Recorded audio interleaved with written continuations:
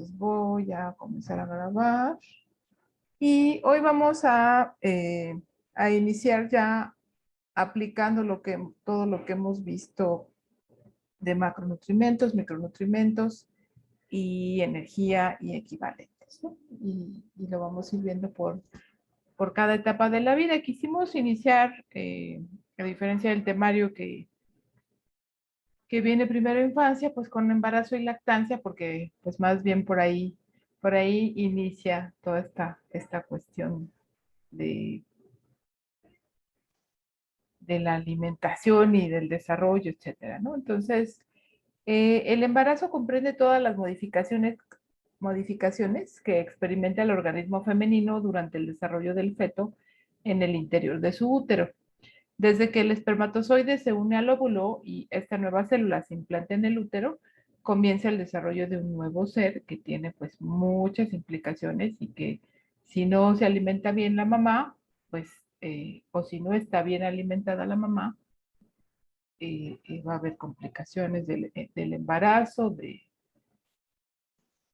en el embarazo y complicaciones en la madre y en el niño, ¿no? Esta célula inicial experimenta un conjunto de transformaciones y desarrollo que dará lugar a finalizar la gestación del recién nacido. Las primeras 10 semanas de gestación lo vamos a llamar embrión y después de estas lo vamos a llamar feto. En el embarazo ocurren diversos cambios fisiológicos que son importantes que nosotros conozcamos porque a partir de eso tiene implicaciones nutricionales y de la evaluación o la valoración de los laboratorios para que a partir de esto se haga una prescripción dietética. Entonces, uno de los primeros cambios que ocurre, o de los más importantes, es que el volumen y la composición de la sangre cambia. El volumen sanguíneo aumenta 50% al terminar el embarazo, porque por eso además se siente uno así como una botarga, porque ya no puedes ni caminar. Y como hay un aumento de volumen, acuérdense de que si uno tiene una cucharada de azúcar en un vaso, pero si esa cucharada de azúcar la ponemos en 1 litro, pues va a haber dilución, ¿sí? Esto, como estamos hablando de volumen de sangre, lo vamos a llamar hemodilución.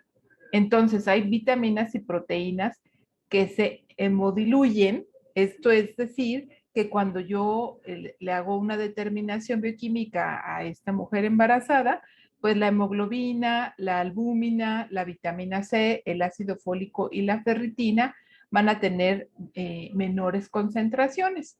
Por eso los parámetros de laboratorio van a ser diferentes en el caso de las mujeres embarazadas. Por el contrario, las concentraciones de lípidos séricos pueden aumentar y acuérdense que pues dentro de estos tenemos las vitaminas liposolubles A y E, los triglicéridos, el colesterol y ácidos grasos libres. También la función cardiovascular, por lo tanto, va a cambiar y la pulmonar. En el primer y segundo trimestres, vamos a estar hablando por trimestres. En el primero y segundo hay un aumento del gasto cardíaco, porque pues evidentemente si yo tengo más volumen, pues necesito que el corazón lata más, ¿no? Que haga mayor latido y entonces esto habla de que expulsa más sangre el corazón y esto lo vamos a llamar mayor gasto cardíaco y por lo tanto pues el corazón crece, ¿no? Por supuesto que va a haber un crecimiento normal y hay otro que pues sí hay cardiomiopatías del embarazo que pues ya no son normales, ¿no? En el tercer trimestre, esto del gasto cardíaco y del corazón se va a regularizar, es decir, va a regresar a lo basal, pero va a haber un edema, puede haber un edema leve en las extremidades, hay un mayor requerimiento de oxígeno, perdón, un menor requerimiento de oxígeno comparado con el primer y segundo trimestre, y el umbral de CO2 va a aumentar. Ahora, el edema no debe de ser moderado a severo. No sé si ustedes han presionado para ver si uno está hinchado, o sea, si han ido a la playa, o sea, su abuelita que tiene algún problema en el corazón, le han presionado la piel. Si la piel, o sea, yo presiono, no, Yo presiono, hagan ustedes presión en su brazo, en su pierna. Si ustedes presionan, la piel regresa luego o se tarda en regresar.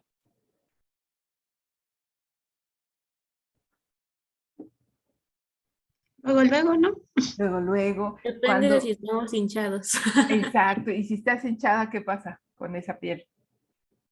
Pues tarda un poquito en regresar, se queda como en Ajá, blanco un ratito. ajá, y se queda como hundida, ¿no? Entonces, para que haya, si nosotros detectamos que ya está habiendo un edema aparente, quiere decir que la retención de líquido está haciendo mucha. Y entonces ahí, como nutriólogos, tendríamos que revisar qué tanta sal está comiendo, si está pasando de agua o si hay algún problema de hipertensión o cardiovascular. Y bueno, ahí habría que platicar también con el médico. Entonces es importante que nosotros, aunque no vayamos a hacer un diagnóstico o un tratamiento en el caso del edema, pues sí podríamos tal vez disminuir el sodio o los productos, por ejemplo, empaquetados. En cuanto a los cambios metabólicos, hay un aumento de la hormona tiroidea. Van a ver que cuando pedimos en el laboratorio perfil tiroideo, pues va a haber la TSH, la T3, la T4. Y entonces en el caso del embarazo aumenta la T3 y la T4, aumenta la insulina, porque además pues, hay requerimientos del feto, ¿no? La prueba de tolerancia a la glucosa está alterada y por eso los valores cuando yo le hago una determinación de glucosa y una prueba de tolerancia a la glucosa van a ser diferentes en el caso de la mujer embarazada. En alguna ocasión al consultorio, yo daba consulta hace muchos años, llegó una chica que quería embarazarse y me dijo, no, pues le dije, oye, tus niveles de TSH, tu perfil tiroideo está alterado, tienes hipertiroidismo, es importante pues, que verifiques esto antes de que te embaraces. Y entonces me dijo, no, pues es que el ginecólogo me dijo que todo se altera y que entonces no pasa nada. Entonces, no, sí hay modificaciones, pero hay niveles de normalidad dentro del embarazo y otros que no son normales y que hay que verificar. No sé si han escuchado la prueba de tolerancia a la glucosa o a alguien se la han hecho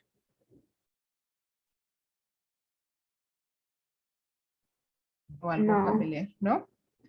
no, Cuando nosotros, no sé si les han sacado sangre para la determinación de glucosa, esa determinación se hace en ayunas y se hace en la mañana después de 8 horas más o menos de ayuno.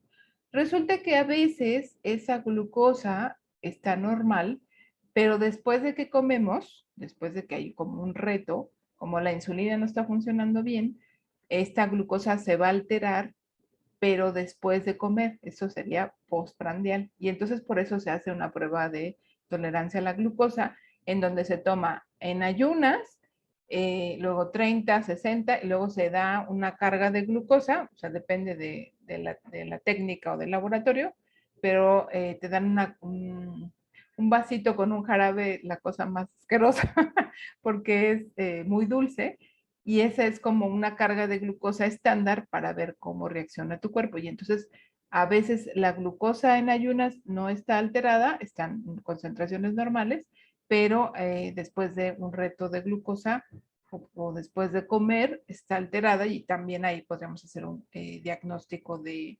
diabetes. Hay mujeres que no tienen diabetes antes del embarazo, pero con el embarazo pues hay alteración y tienen lo que se llama diabetes gestacional. Entonces, por eso es muy importante que también estemos alerta en ese sentido, porque muchas veces estas mujeres después de tener a su bebé, pues se quedan con diabetes, ¿no? Va a haber un aumento y absorción del hierro y el calcio, va a haber mayor retención de nitrógeno y va a haber aumento de lípidos por aumento de estrógeno y progesterona. Otra de las cuestiones que tenemos que tomar en cuenta es que la función gastrointestinal puede alterarse.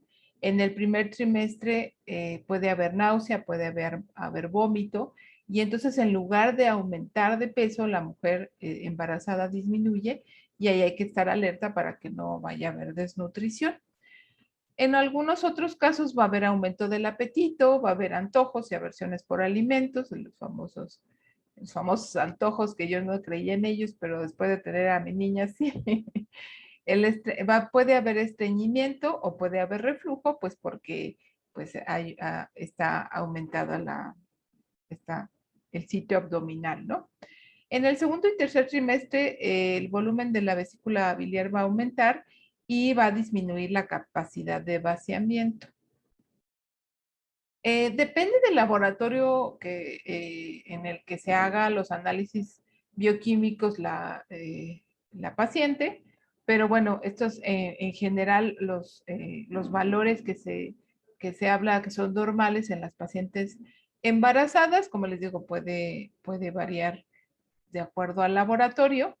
Y de lo que más importante se hace, o de lo que más se hace hincapié, es en el diagnóstico de anemia durante el embarazo, porque en mujeres normales, bueno, o sin enfermedad, sanas, no embarazadas, lo normal de hemoglobina sería entre 12 y 15.1 y de hematocrito de 37 a 48. En el caso de las mujeres embarazadas, habíamos dicho que había hemodilución, ¿cierto? Y entonces este 12 se va a convertir en 11, pero no debe de estar abajo de 11 porque entonces ya estaríamos haciendo el diagnóstico de anemia con un hematocrito menor a 33. Baja un poco en el segundo trimestre de 10.5 a 32 y se acuerdan que decíamos que se normaliza este aumento de volumen en el tercero y por lo tanto vuelve a 11 y a 33 los valores.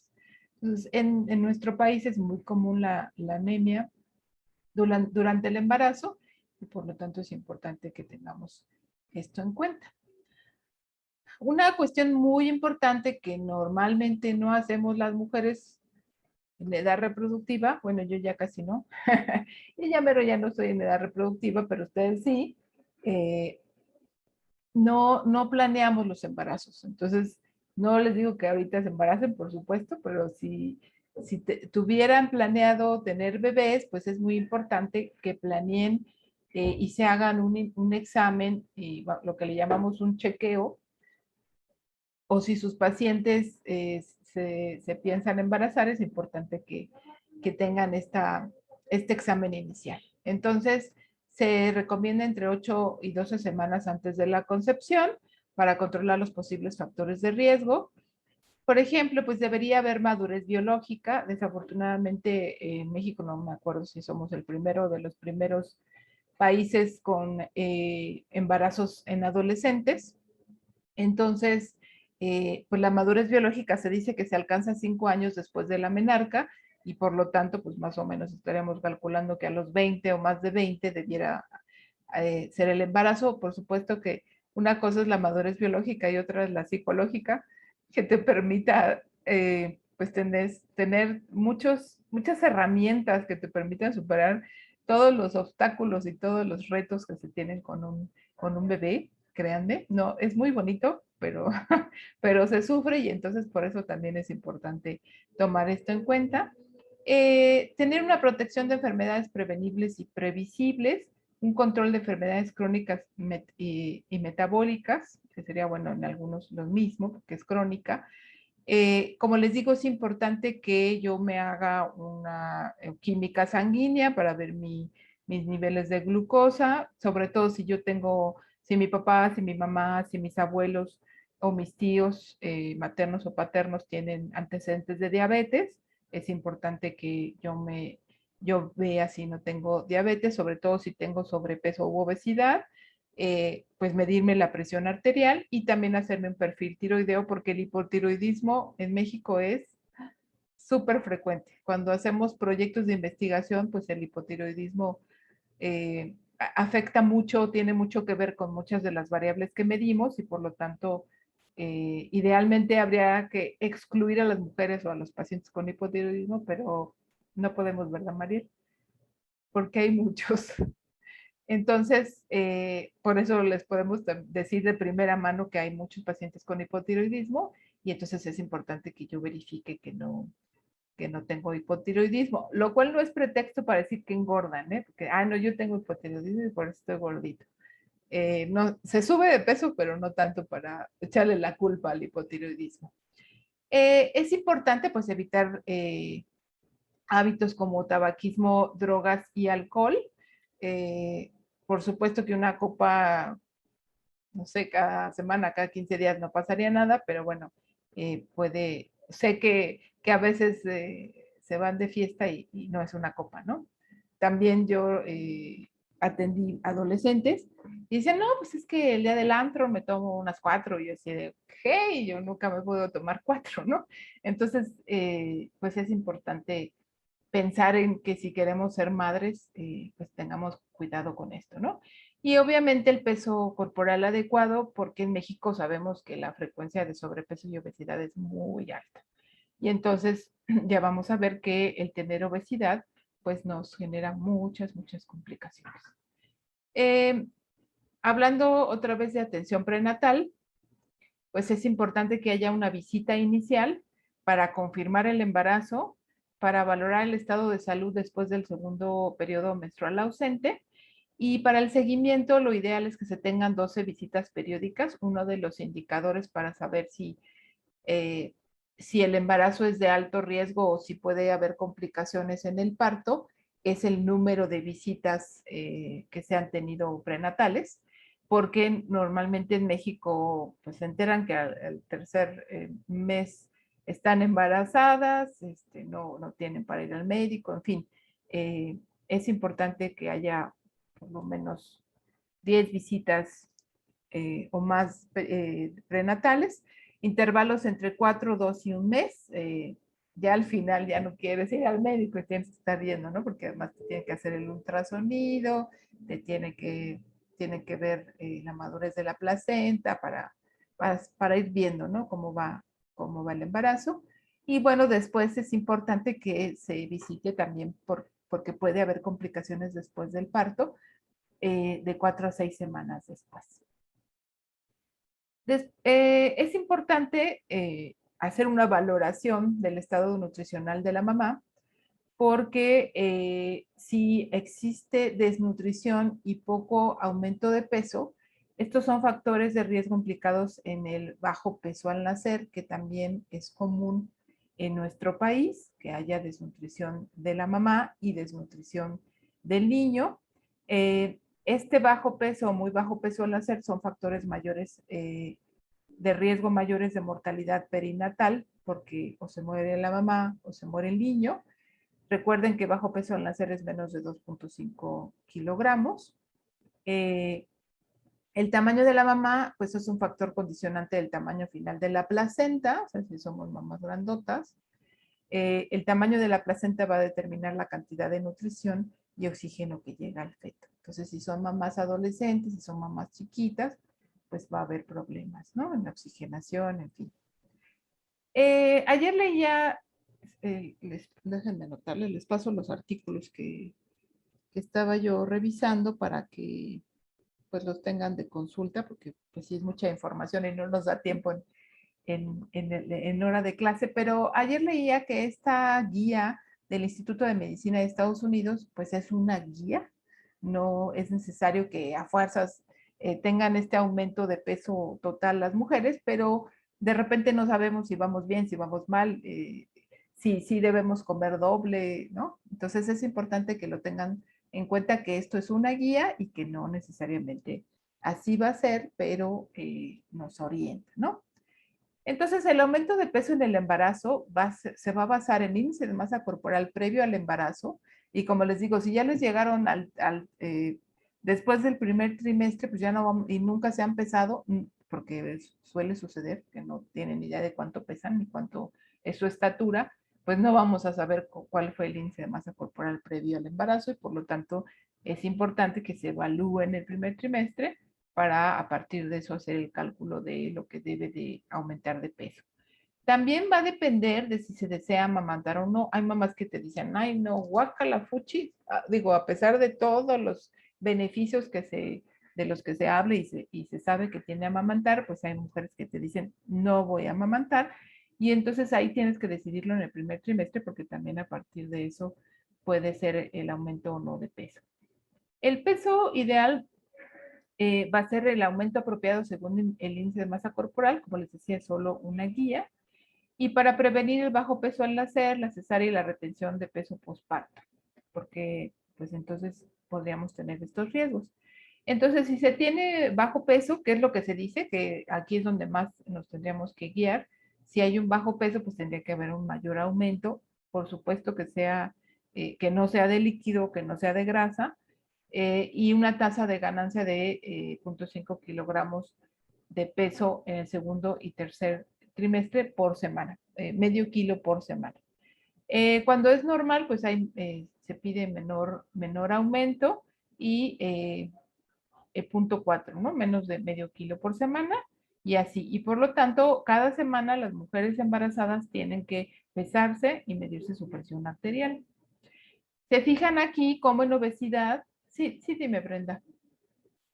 Una pregunta. Entonces, por ejemplo, si la mamá tiene un bajo peso, bueno, un índice de masa corporal bajo, Sí, se diría que lo correcto es que aumentara aproximadamente de 12.5 a 18 kilogramos. exactamente. Ok, gracias. De nada. Sí, y si si la mamá tiene obesidad, pues lo deseable es que subiera de 5 a 9. Por supuesto, sin depresión y sin hambre, ¿no? Que además tampoco la vas a dejar con hambre. Pero eso sería como lo ideal. Incluso aprovechar que, acuérdense que si amamanta, pues la posibilidad de retención de peso después del embarazo es menor. Y lo ideal es que fuera aumentando muy poquito eh, a la semana. Como les decía, es importante pues ver que este aumento del peso sea no por grasa, no por líquido, y aquí viene pues una aproximación de lo que implica cada uno de los componentes o el aumento de peso de acuerdo a los componentes. Pues vemos que el bebé pues tiene que ver mucho o contribuye mucho si si está creciendo bien al aumento del peso, pero pues también tiene que ver que la placenta crece, el útero crece, pues también hay líquido amniótico y pues también el pecho, que es uno de los principales de los cambios más tempranos que se tienen, también la sangre, las proteínas y los líquidos corporales, pero no debería de ser, como les digo, mayor aumento de peso, o sea, no, lo ideal no, o cuando hay un aumento mayor a 1 kilogramo por semana, seguramente es líquido y tendríamos que verificar si no está reteniendo líquido esta mamá y ver qué es lo que está pasando, ¿no? Eh, como les digo, el aumento de peso se debe valorar con respecto a la ingesta calórica, porque si se tiene un aumento de más de 1 kilo por semana, se estarían consumiendo 1000 kilocalorías por día extra para subir esta velocidad. Digo, sí hay quien lo consume, pero normalmente no es el caso. Y entonces aquí, por ejemplo, podríamos hacer un análisis de composición corporal con impedancia bioeléctrica, que es uno de los métodos que se utiliza, y que es el que nos ayuda a detectar también el líquido que se tiene en el cuerpo.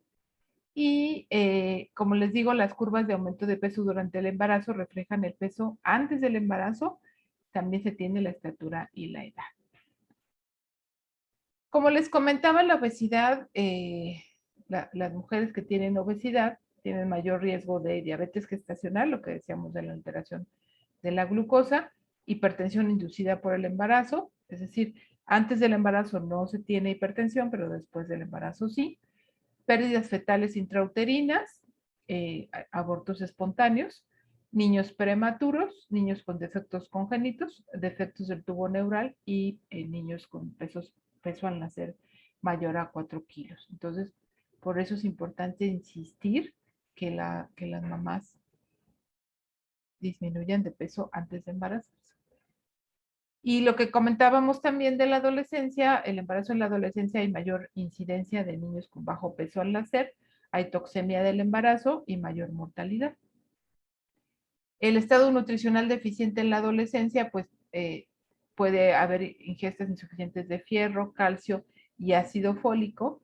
Y por lo tanto también es importante que ustedes tomen en cuenta a la hora que estén haciendo la prescripción dietética el nivel psicosocial y cultural, si sabe leer o no, si tiene dinero o no, y si puede, y si está, porque puede estar asociado a consumo de droga, y entonces eso también es importante que eh, pues que se atienda antes de que las complicaciones lleguen o que el embarazo siga evolucionando.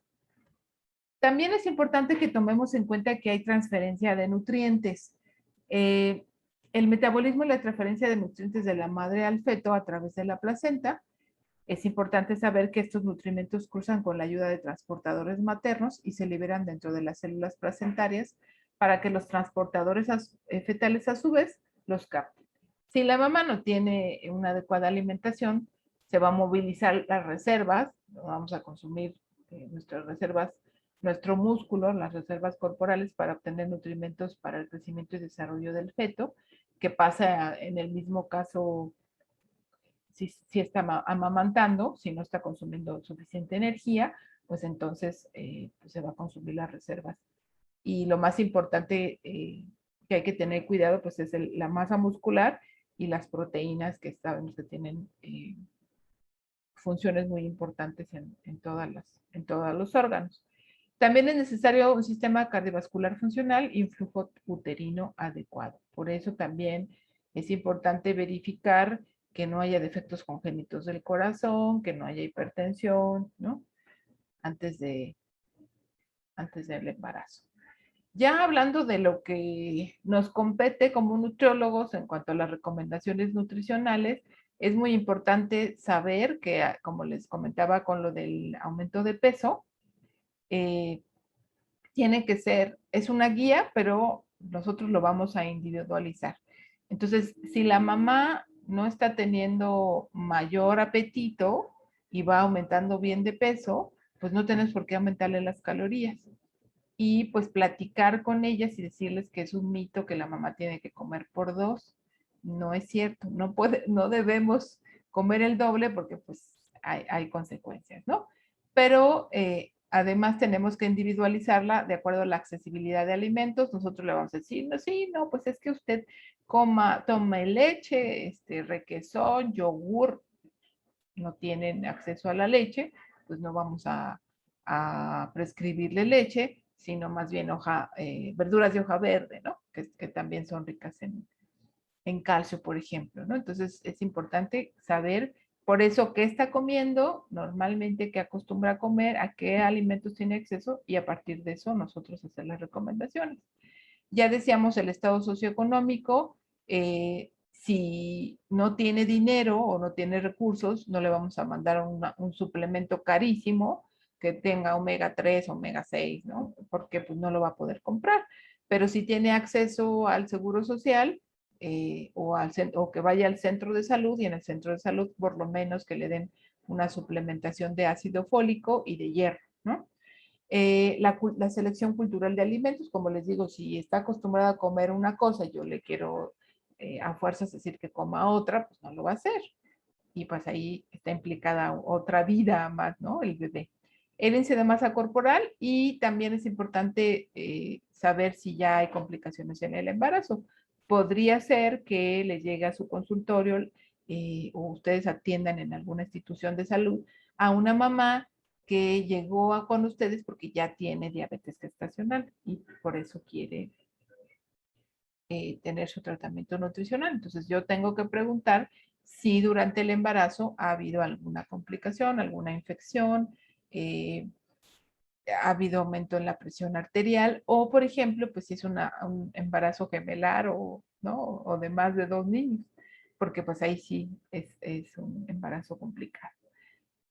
El objetivo final es que la mujer embarazada coma una dieta rica en nutrimentos que son clave en lugar de comer más. Entonces, más bien ahí habría que ver, ¿no? Qué tipo lo que decíamos de los cereales, qué tipo de cereales come, ¿no? Si lo que comes un cereal para desayunar, pues entonces en lugar de un plato de cereal de caja, pues que se haga una avena y que en la avena le ponga nueces, por ejemplo. si tiene dinero. Si no tiene dinero, ¿qué otra cosa se les ocurre que podemos sustituir por un plato de cereal? Hablando de carbohidratos. La tortilla. Una tortilla. ¿Y qué le ponemos a la tortilla? Puede ser frijoles. Puede ser frijoles, puede ser quelites, ¿no? Los quelites son de hoja verde, pueden tener calcio. ¿Qué más? ¿Puede ser un sándwich con espinacas? Ajá, puede ser, si tiene acceso a pan, sí. Podría ser una torta, ¿no? Idealmente, si es una persona que vive en el campo, pues podría ser una tortilla, igual con espinacas, un taquito de espinacas. ¿Sí? Si es una persona de ciudad y que no acostumbra a comer como cosas saladas, pues como les digo, podría ser la avena, y en lugar de las nueces que son caras, ¿qué se les ocurre que pueden ponerle?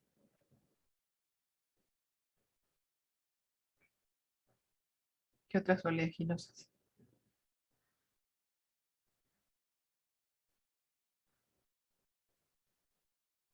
¿Lentejas? Lentejas Eh, serían leguminosas, oleaginosas serían las que nos aportan grasa. Acuérdense, son nueces, Semillas de almendras, girasol. semillas de girasol. Efectivamente, semillas de girasol son las más baratas y que sí se está acostumbrado a comer. Entonces, semillas de girasol puede ser una opción, pueden ser cacahuates, ¿sí? Muy bien, gracias, chicas. Entonces, no hay que comer el doble, sino hay que comer mejor, ¿verdad? Que es lo que hemos estado platicando a lo largo del curso. Ahora, también es muy importante porque cuando ustedes van al ginecólogo, pues les dice, se tiene a fuerzas que tomar un suplemento alimenticio, ¿no? Esta suplementación, lo que tenemos que tener cuidado es que no exceda los requerimientos, particularmente de vitamina A, E y C, porque ha habido complicación, observado que hay complicaciones en el embarazo. Entonces ahí nada de que, ay, me voy a echar 3 pastillas o 3 cápsulas porque quiero que mi bebé salga mejor. No, habría que, ya vamos a ver ahorita los requerimientos, pero hay que tener cuidado con eso. Eh, y otra de las cosas que a veces se nos olvida, ¿no? Hacemos muy bonito nuestro cálculo de energía, le decimos más o menos cuánto tiene que aumentar de peso, sus vitaminas y minerales, pero ¿saben qué se nos olvida? La higiene. La higiene de los alimentos es muy importante y no todas las veces lo tomamos en cuenta. Y las mujeres son más susceptibles a tener infecciones. Entonces, por lo tanto, es muy importante decir que tiene que acostumbrarse a lavar bien y a desinfectar las frutas y las verduras. Por ejemplo, si yo voy al mercado y compro una bolsa de jícama que ya está pelada y picada, perdón, pues ahí lo tengo que desinfectar como ustedes desinfectan las fresas, ¿no? Con sus gotitas.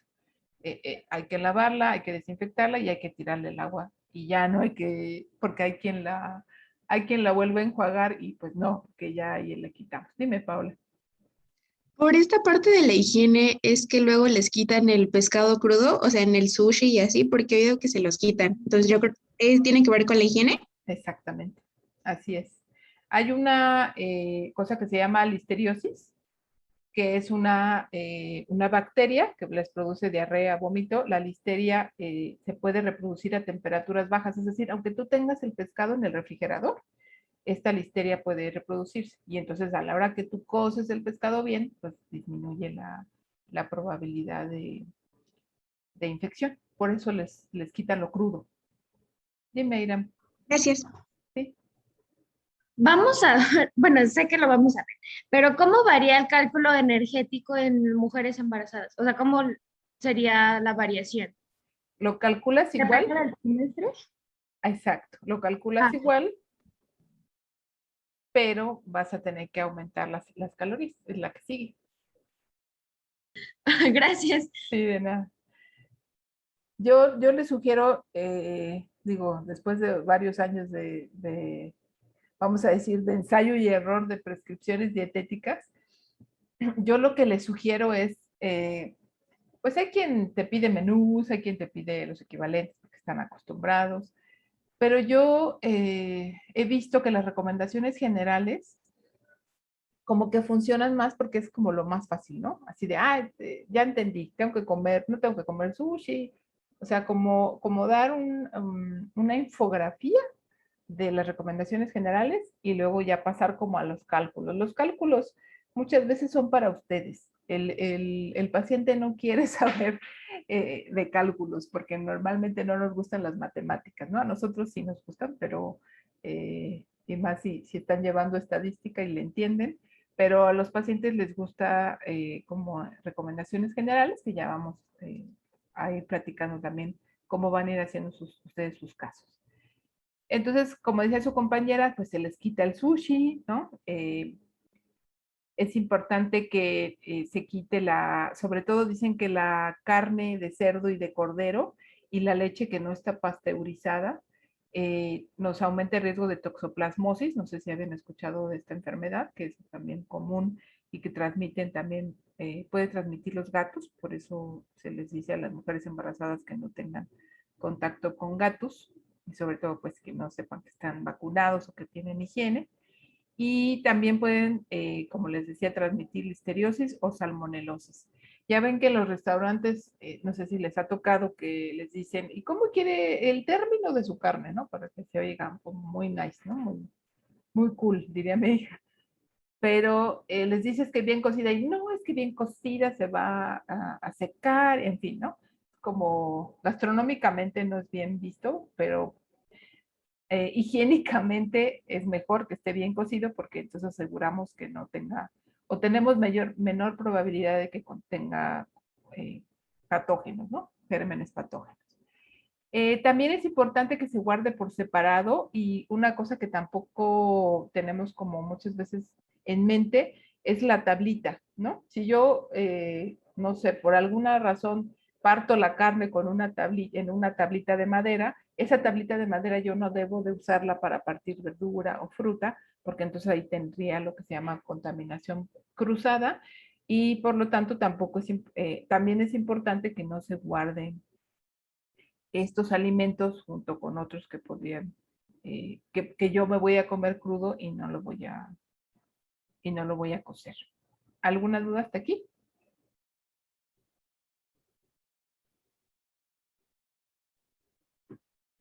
¿Qué otro alimento tendríamos que recomendarle, hablando de leche pasteurizada a las mujeres embarazadas? De los lácteos. ¿Se les ocurre algo?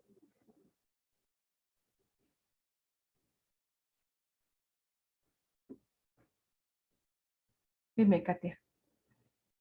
O sea, alimentos que debe evitar la mujer embarazada, Ajá, pues sería hablando de lácteos el queso. exacto. Así es, Katia. ¿Por qué, Katia? Cuéntanos. Bueno, en mi caso, mi Ajá. cuñada está embarazada Sí, y perfecto. Katia nos va a pasar los datos de su cuñada. sí, Ajá. y su familia hace quesos en Guerrero. Entonces ella dice que pues, aunque tienen pues todas las medidas y así, de pronto pues es peligroso porque no, o sea, no es como los quesos que pues de la industria que son como más, no sé, de pronto es como más el empaque todo Sí, así. son ultrapasteurizados y Sí. al vacío. Ajá, entonces sí es como pues peligroso que pues pueda enfermarse con alguna bacteria o cosas así. Son quesos frescos. Pues qué. Ajá.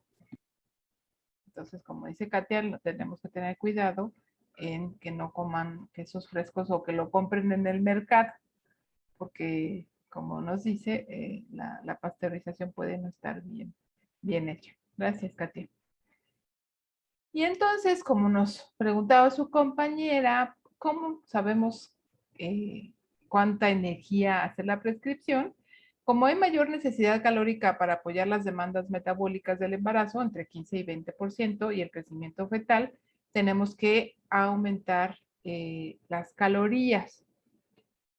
Se dice que puede, en el primer trimestre, podría aumentar el apetito y entonces ahí tenemos que decirle, pues come más verdura, ¿no? Come cosas como la avena que te llenen más o caldos, ¿no? porque en el primer trimestre no hay un crecimiento como tal del feto y entonces en teoría no debiera subir mucho. Y entonces en el primer trimestre yo le voy a dar la energía que requiere, aunque no, como si no estuviera embarazada, y se dice que podría yo subir más o menos 85 kilocalorías a lo que requiere, es decir, unas 100 kilocalorías más.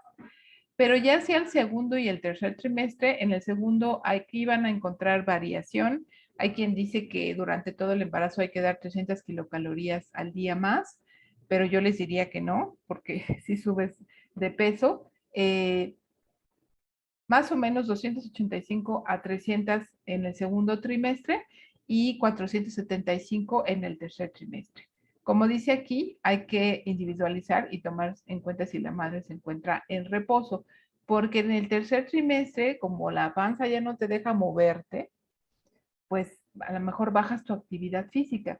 Y entonces ahí, por lo tanto, si tú estás moviéndote menos, pues no deberías hacer un aumento mucho mayor. Entonces, a lo mejor si con 285 o 300 kilocalorías se encuentra bien, porque además no se está moviendo, porque acuérdense que hay mujeres embarazadas en donde se les indica reposo por riesgo de aborto, pues entonces ahí es donde ustedes tienen que utilizar su criterio clínico y saber que no hay que aumentarlas tanto.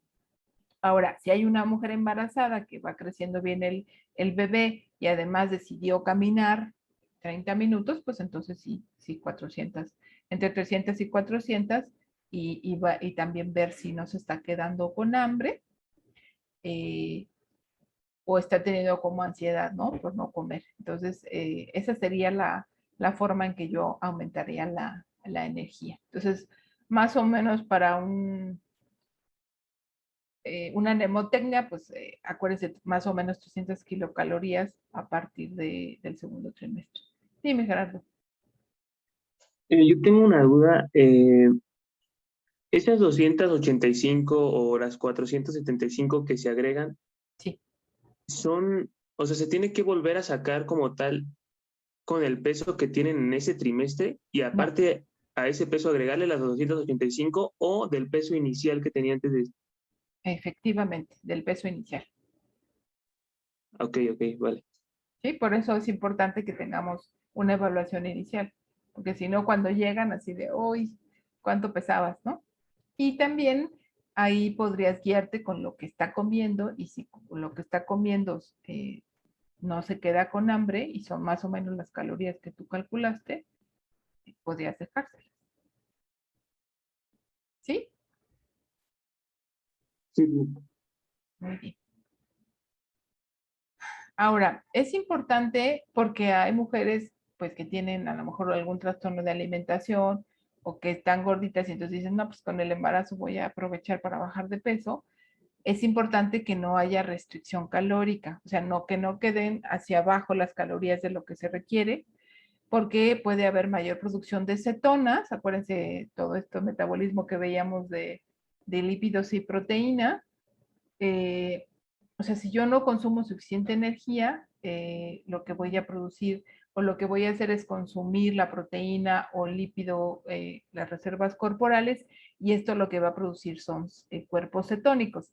Los cuerpos cetónicos son tóxicos, vamos a llamarlo así, para el feto, porque este tiene la capacidad reducida para metabolizarlos, y estos pueden llegar al cerebro fetal y no se sabe exactamente cuáles serían los efectos a corto y a largo plazo de estos cuerpos cetónicos. Entonces, por eso es importante que no se quede con hambre o que no esté, en lugar de subir de peso, subiendo de peso, bajando, ¿no? Entonces, si Gerardo le llegó su paciente y ya le llegó en el segundo trimestre y no sabe cuánto pesaba al inicio, pues también se puede ir guiando de lo que la prescripción que le dio, cómo va aumentando, cómo va haciendo el aumento de peso de esta paciente. Si la ingesta de nutrientes es menor al 70% de lo recomendado, se producen concentraciones bajas de hemoglobina, albúmina y ferritina. Si es menor al 50%, se presentan manifestaciones clínicas de estas deficiencias, pues como de desnutrición de la mamá y pues cuando nazca, si logran hacer del feto. Acuérdense que esto el 70% lo podemos calcular en nuestro cuadro ditosintético, que nos da de la energía. Tenemos la energía que yo le voy a prescribir, ese es mi 100%, la energía que consume, qué porcentaje es, y ese es nuestro, y de ahí se sacaría el 70 o el porcentaje de consumo. En cuanto al ejercicio, pues también hay mitos, ¿no? No te debes de mover, digo, no te vas a subir en una moto, ¿no? Pero sí hay que moverse. Entonces es importante que se haga un ejercicio moderado, porque esto puede reducir los niveles de grasa subcutánea y su retención al final del embarazo, porque sabemos que el embarazo puede ser obesogénico, puede ser riesgo de obesidad, y conforme aumenta, o sea, entre más embarazos tengas, mayor riesgo de subir de peso, de obesidad. Nos habla de mejor forma física, podemos hacer prevención de diabetes gestacional, facilita el parto, porque además fortalece los músculos pélvicos, y es importante, por lo tanto, calcular la ingesta calórica dependiendo de la actividad física. Aquí yo les recomendaría que hasta que no sepan que sí efectivamente está haciendo la actividad física, agreguen este factor de actividad física. Si no, no, porque pues sí, yo me comprometo, seguro voy a hacer ejercicio, y pues, a la mera hora no se hace y ya se está aumentando las calorías. Entonces, lo que se recomendaría pues sería caminata, sería natación, también es muy buen ejercicio para las mujeres embarazadas. Evidentemente no bicicleta y no correr, ¿no? Ya hacia el tercer trimestre, ¿no? Por primer y segundo trimestre, sí. Pero bueno, no soy experta en ejercicio. Después le preguntamos al experto en fisioterapia. En el caso de las proteínas, se necesita o se tiene mayor requerimiento durante el embarazo para apoyar la síntesis de tejidos maternos y fetales, pero no se tiene ningún beneficio en dietas altas en proteína, entonces tampoco nos tenemos que pasar y dejar pura carne, en fin, porque es importante tener en cuenta que no hay beneficio y que puede haber daño renal, ¿no? Entonces, la cantidad diaria recomendada de proteína sería 0.6 gramos por kilogramo de peso. Como preguntaba Gerardo, aquí estaríamos hablando del peso inicial. La segunda mitad sería 0.71 gramos por día, y por cada feto adicional, aquí estaríamos hablando de si es un embarazo gemelar, en fin, si está aumentando, tendríamos que aumentar 25 gramos por día.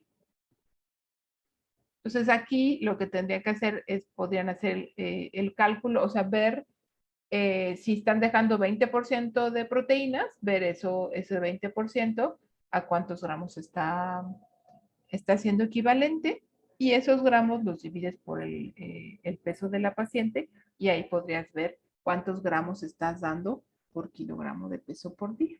Déjenme aquí hacer una corrección para que no quede mal. Luego se me olvida. Aquí faltaría por kilogramo por día.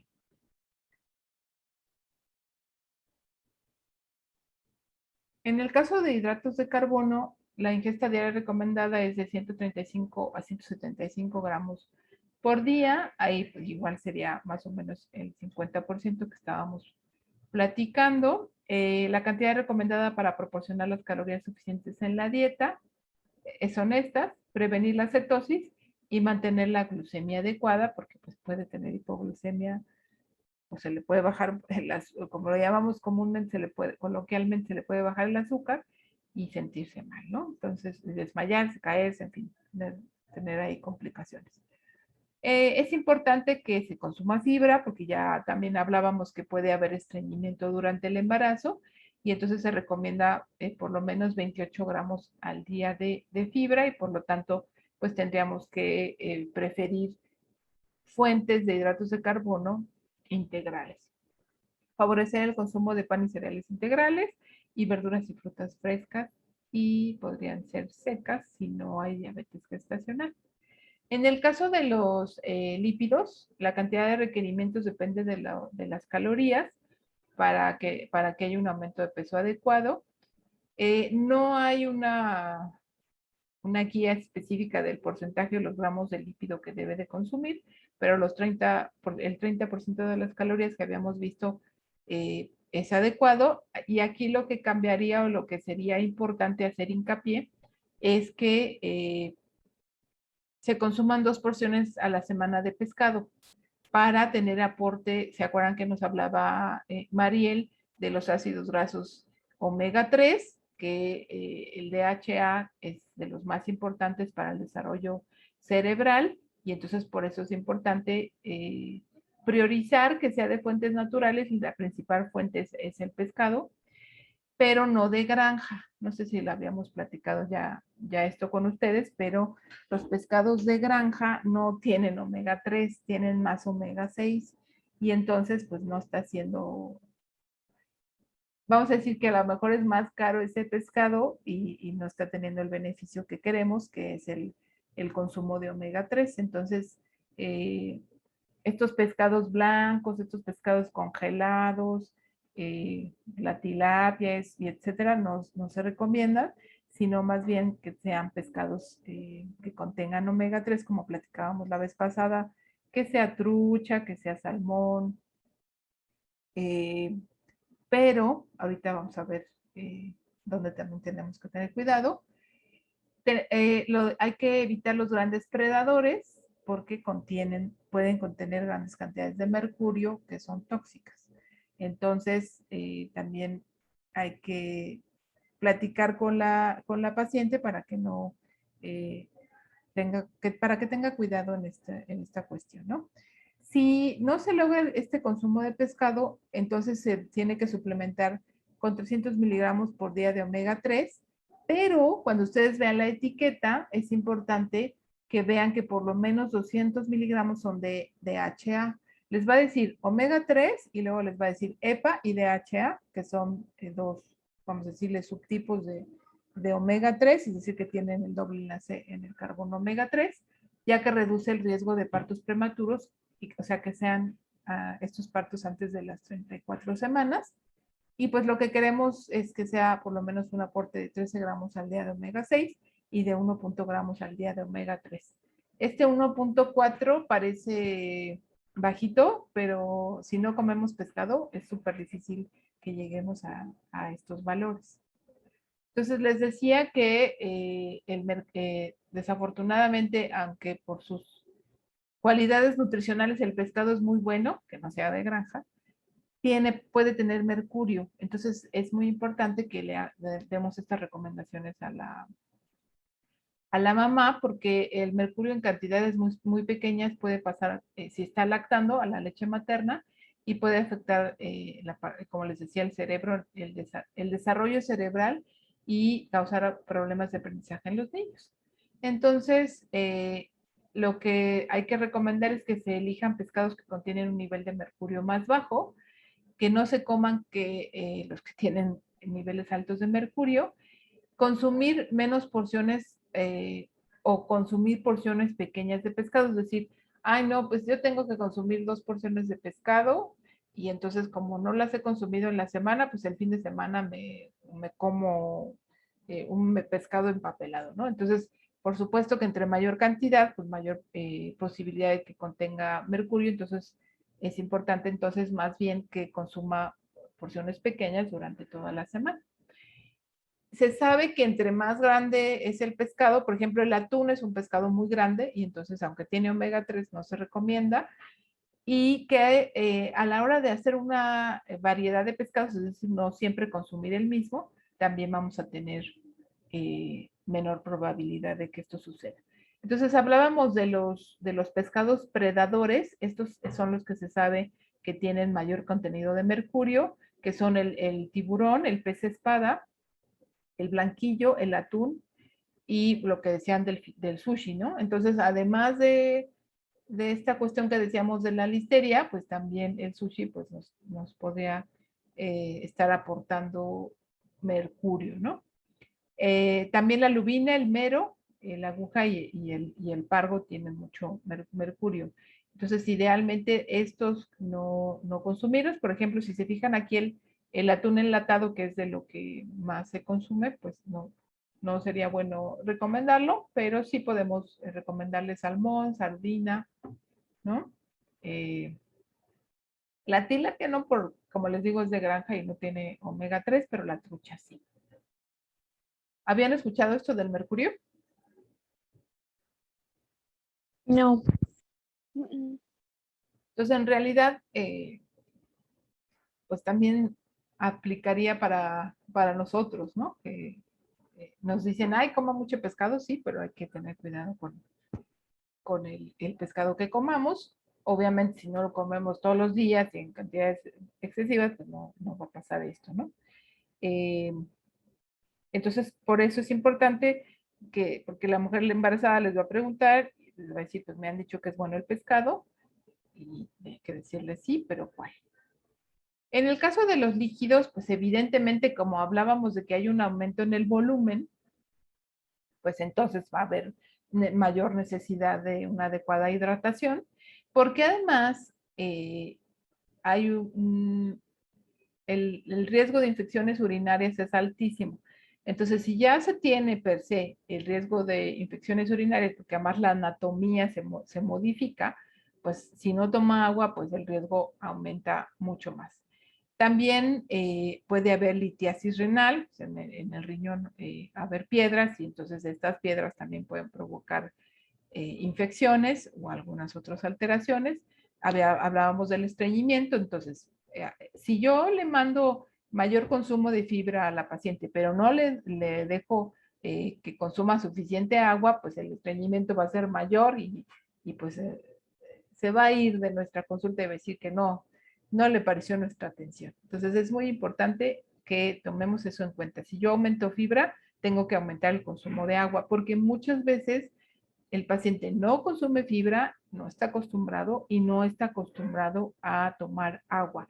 Entonces, por eso también sería ideal que tuviera una atención prenatal esta mujer, porque ahí yo podría ir aumentando gradualmente. O sea, la fibra no le debo, si no consume nada de fibra o muy poca, no le puedo dejar los 28 gramos de fibra al día de sopetón, porque puede exteñirse, puede tener pues, gases, puede tener efectos pues que son molestos para los pacientes. Entonces, tampoco toma agua y tampoco va a tomar los 2 litros que yo le mande. Entonces, por eso es importante que eh, vaya yo aumentando gradualmente la fibra y el consumo de agua.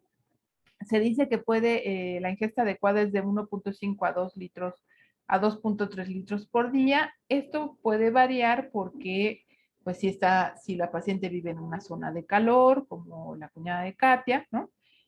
Va a necesitar tal vez 2.5 litros. Y esto equivaldría entre 8 y 10 vasos de agua natural o agua sola o agua pura, porque yo luego digo agua natural y me dice el restaurante agua pura. Entonces, esto sería aparte o idealmente por lo menos la mitad de estos vasos de agua que sean agua, estos vasos de líquido vamos a llamarlo, y lo demás pues podría ser té, café, lo que decíamos la vez pasada, ¿no? Idealmente eh, que no tenga azúcar, que no venga endulzada. Si la hidratación no es suficiente, en el segundo trimestre serán propensas a tener contracciones prematuras y menor volumen de líquido amniótico. Porque además acuérdense que si yo no tengo volumen, si yo no tengo líquido, pues cómo bombea el corazón, y además eso podría ser, vamos a llamarlo coloquialmente, más espesa la sangre y más riesgo de trombosis, ¿no? O de aterosclerosis. Entonces el agua es muy, muy importante. Una forma, en el caso de personas normales, de hacer el cálculo de líquidos, acuérdense que es mililitro por kilocaloría. Entonces, si el requerimiento, ¿se acuerdan que ustedes sacaron más o menos 1900 kilocalorías a 2000 en su requerimiento? Entonces sería 2000 mililitros de agua, es decir, 2 litros al día. Por eso más o menos esa es la recomendación. Pero si yo soy chiquita, delgadita y mis calorías son 1500 o 1400, no le voy a dejar 2 litros, le voy a dejar 1,5 litros. ¿Alguna duda hasta aquí?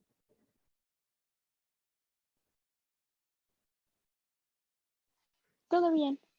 Perfecto. Ya vamos a acabar. Aquí, de las vitaminas, antes de comentarles esta cuestión, quiero enseñarles que en esta liga, si ustedes le dan control, digo, muchos ya le han de saber, viene, ¿se acuerdan que hablábamos del Departamento de Agricultura de Estados Unidos, que tienen bases de datos muy grandes de nutrimentos? Y en esta viene una calculadora para profesionales de la salud. Aquí quiero mostrarles que es importante que le pongan el sistema métrico, porque si no les va a pedir las cosas en pies o libras. Entonces, aquí, por ejemplo, si hacemos mi cálculo, yo tengo 49 años y mido 1,67 y peso. Doctor, estamos viendo la Ay, presentación. perdónenme, sí, tienes razón. Discúlpenme. No sé. Gracias, María. Ahí ya lo están viendo. Si se me olvida cambiar. Entonces, les decía, esta calculadora es del Departamento de Agricultura de los Estados Unidos. Y aquí viene, como les digo, poner el sistema métrico. Y aquí pueden poner los datos. Aquí pueden poner si está lactando o no, si está embarazada en el primer trimestre, si está en el segundo, y si está lactando en los 6 meses. Entonces, dependiendo de eso, vamos a cambiarle aquí la edad en la que me embaracé. Y pesaba yo 65 en esos tiempos. Vamos a ponerle que era sedentaria y aquí le dan someter. Entonces aquí van a venir recomendaciones. Aquí van a venir las calorías. Pueden hacer ustedes el cálculo para ver si les sale más o menos de lo que hemos estado haciendo. Y vienen aquí las recomendaciones de gramos de proteínas y de lípidos. Ahí podrían también ver qué porcentaje de las kilocalorías, de estas kilocalorías representan estos. Y creo que lo más importante sería esta tablita donde viene la recomendación de los micronutrimentos, porque luego se nos olvidan, ¿no? Y entonces esta nos sirve para que si la paciente llega y les dice, a mí me dieron este suplemento, ¿me lo tomo o no me lo tomo, no? Y entonces hay que fijarse cuánto le dejaron, la dosis, y ver si se están cumpliendo con los requerimientos y lo de los minerales, y tener cuidado con estas que son tóxicas. ¿Cómo ven? Está padre, ¿no? Sí, está Sí, bonito. nos facilita. Sí, se facilita, la verdad. Bueno, ahí está la liga. Y en el caso de las vitaminas, como les comentaba, hay nutrimentos que son clave para un buen desarrollo del feto y del embarazo, y uno de ellos es el ácido fólico. ¿Se acuerdan que, bueno, no, ustedes están muy jovencitos, pero hubo una época que en el norte del país empezó a haber, sobre todo en la frontera, muchos niños acéfalos, bueno, con problemas cerebrales o con poco desarrollo cerebral, y se descubrió, una vez que se hizo estudios epidemiológicos, que era por deficiencia de ácido fólico. Entonces, a partir de eso, en todos los casos se prescribe ácido fólico, porque hay mayor demanda para la producción de glóbulos blancos, glóbulos rojos, de la eritropoyesis materna y fetal, porque tiene que ver con el crecimiento de la placenta. Y esto que les decía de desarrollo cerebral y neuronal, pues es los efectos del tubo neural. Y lo ideal es que se suplemente antes del embarazo, porque muchas veces somos deficientes en ácido fólico, no tenemos suficiente consumo, y entonces, pues ya que tienes el embarazo, pues ya no tienes la reserva suficiente. Entonces, por eso es importante que yo planee mi embarazo, porque así entonces desde antes del embarazo estoy haciendo suplementación, y lo ideal es que sea por lo menos 16 semanas antes. Muchas veces no sabe uno en qué momento quedó embarazada, ¿verdad? Pero pues más o menos por la época lo tomas en cuenta. También el ácido fólico junto con la vitamina B6 y B12 tienen mucha interacción, y es importante que entonces tengamos aporte adecuado de estas tres. En la B6 hay un aumento de las necesidades de síntesis de aminoácidos, y también se habla de que está asociada a un mejor, o se da como tratamiento de náuseas y de vómitos graves, porque hay pacientes que no pueden dejar de vomitar, ¿no? En el caso de la vitamina B2 es importante suplementarlo en dietas vegetarianas, porque estas dietas son deficientes en B12. Entonces es importante, si la paciente les dice que es vegetariana, a fuerza, ahora sí que a fuerza, tiene que tener suplementación de B12, porque además pues tiene que ver con la regulación de la metilación del DNA. La metilación, cuando ya vean biología molecular, pues les va a decir que si hay una deficiente metilación del DNA, pues hay defectos pues en la cuestión genética y sus deficiencias pues tienen efectos a largo plazo.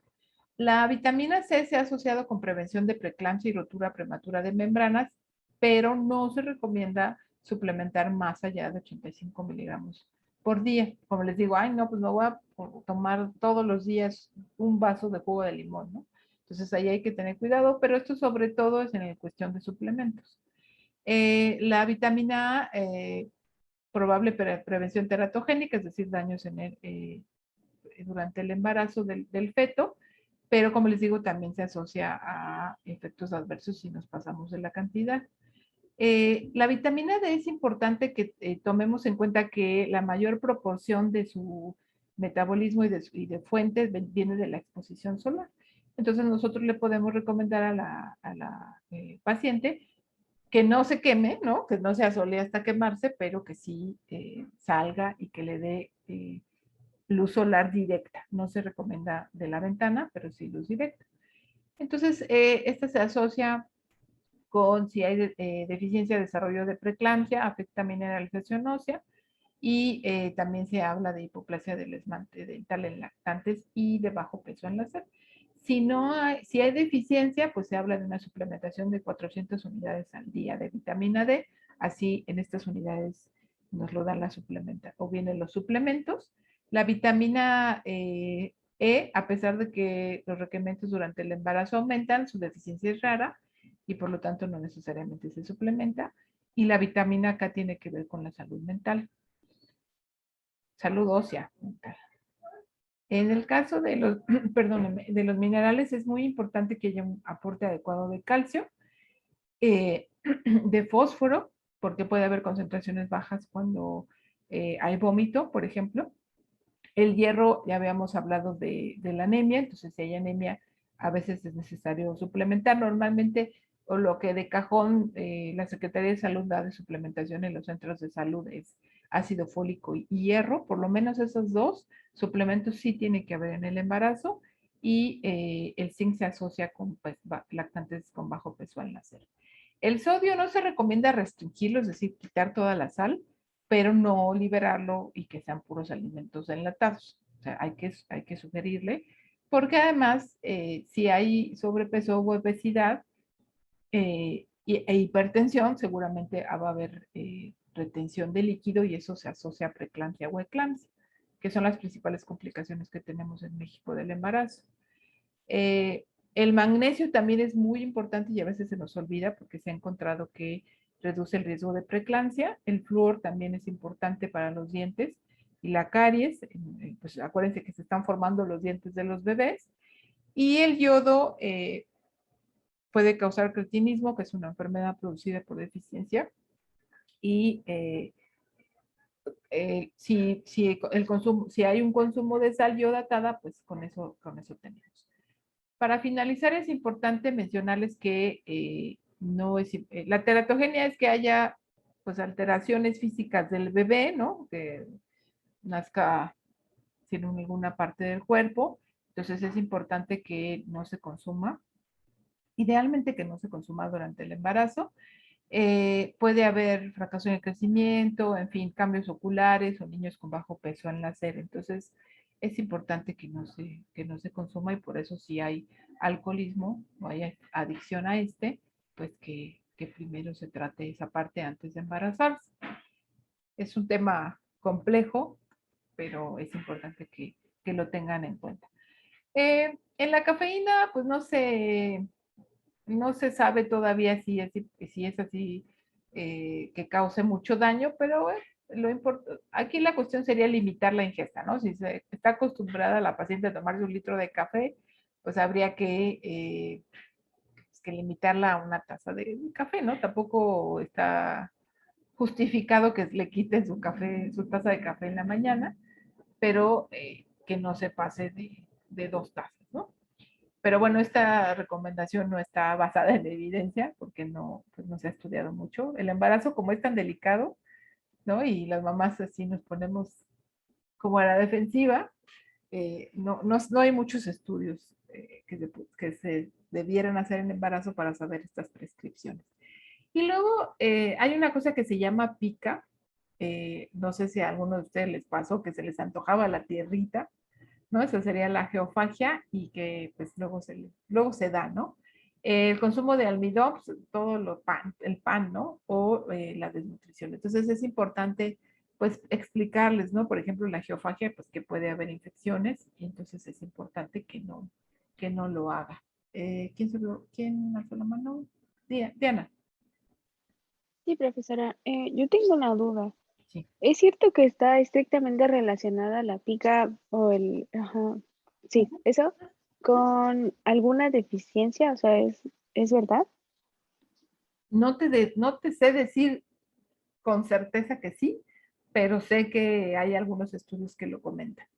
Que dicen, por ejemplo, que si se te antoja mucho hielo es que tienes anemia. Entonces, no estaría de más que si hay pica, se manden laboratorios, se haga un análisis, se haga una exploración clínica para ver si hay deficiencia de algún nutrimento. Igual con tu interrogatorio, pues podrías ver si no está comiendo suficiente carne, ¿no? Entonces sí se habla que la pica podría ser un síntoma de alguna deficiencia. Entonces, si hay pica, yo lo que les recomiendo es que manden, que se estudie a fondo, ¿no? Que si no tienes los laboratorios y no sabes si hay alguna deficiencia, o los laboratorios son del primer trimestre y ya está en el tercero, hacer una nueva valoración para verificar si hay deficiencia de alguno de estos nutrimentos. No sé, Ok, Mariel, gracias, tú, profesora. ¿no? ¿De qué? ¿Tú has escuchado algo? Sí, pues justo también que se relaciona con ciertas deficiencias, sobre todo esta que mencionaba de la geofagia, es como de las que más se ha estudiado, que sí tiene como, y sobre todo en deficiencias en minerales, me parece. Y tiene como lógica, ¿no?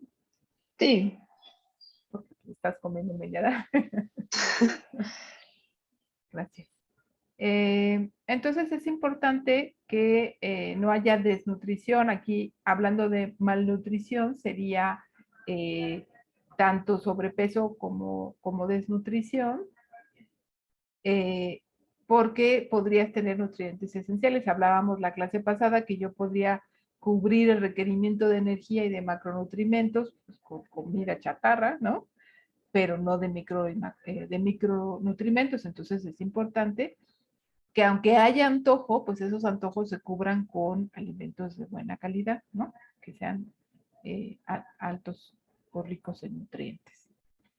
En el caso de los suplementos, la suplementación normalmente la hace el médico, la daría el ginecólogo, pero bueno, es importante que ustedes tengan en cuenta que si no está, que si la mujer embarazada está en desnutrición, si usa drogas o alcohol, si son adolescentes, si ha tenido, o sea, si ni siquiera pasó un año entre un embarazo y el otro, si son gestaciones con muchos bebés, ¿no?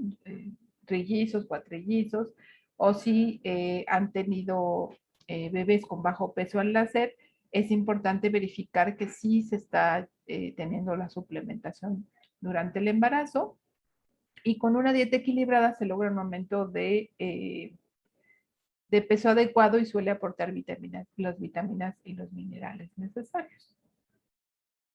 Es importante, o sea, se sabe que la suplementación es eficaz, o sea, se ha visto que hay eficacia en la suplementación con hierro, como les decía, que el ácido fólico no solo se toma durante el embarazo, sino antes, durante y después del embarazo, el uso de yodo, que bueno, sería la sal yodatada, y suplementación balanceada en términos de energía y proteína y además de calcio. No hay estudios suficientes para decir si tienes que suplementar vitamina A y zinc. Por ejemplo, bueno, yo me acuerdo, me intenté acordar del nombre del suplemento que me mandaron a mí, pero no me acuerdo, se los debo para la otra clase. Pero era un suplemento muy caro.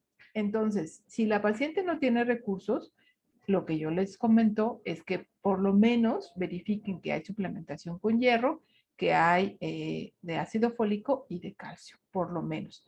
Si no está consumiendo pescado, pues que también tenga omega 3. Esos serían los requerimientos. Ya si se quiere tomar un multivitamínico más caro, pues ahí habría que ver si realmente vale la pena o no hacer el gasto, pero por eso puse esta diapositiva para que tomen en cuenta qué es lo que sí debería traer de cajón el multivitamínico. Dime, Elizabeth. Bueno, es que yo recuerdo que precisamente un profesor que tenía el año pasado nos comentaba que no se recomendaba mucho como la vitamina A porque tenía como un efecto teratogénico, si no me equivoco, Sí, y que podrían hacer con malformaciones incluso. efectivamente. Sí, entonces habría, ahí lo que podrías hacer es, ustedes se van a enfrentar a esta cuestión de que el médico tiene la razón, no el nutriólogo. Entonces no nos vamos a pelear. Le vamos a decir, no, yo soy el nutriólogo y yo sé, no necesitan hacer eso. Lo que yo les recomendaría es que se vayan a su tablita de los requerimientos de vitamina y verificar que no exceda lo que está tomando la paciente esta cantidad. ¿Sí? Si sí tiene vitamina multivitamínico, pues nada más verificar eso. Porque efectivamente la vitamina A, la vitamina E y lo que decíamos de la vitamina C, están saliendo nuevos estudios y se está comprobando que pueden tener efectos adversos. Entonces lo que se dice es que más bien no haya exceso.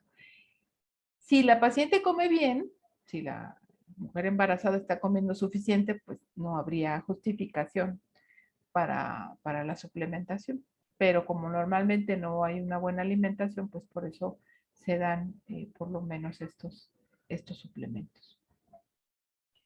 Gracias. Dime. No escuché. Nada, que perfecto, muchas gracias. No, ¿de qué? Perdóname, Elizabeth. ¿Tú estudiaste medicina o qué estudiaste? Sí, un año, bueno, 2, pero el segundo año no estudié ni el primer semestre porque, pues no. Ok. Sí, es que me acuerdo que nos dijeron que habían estudiado medicina y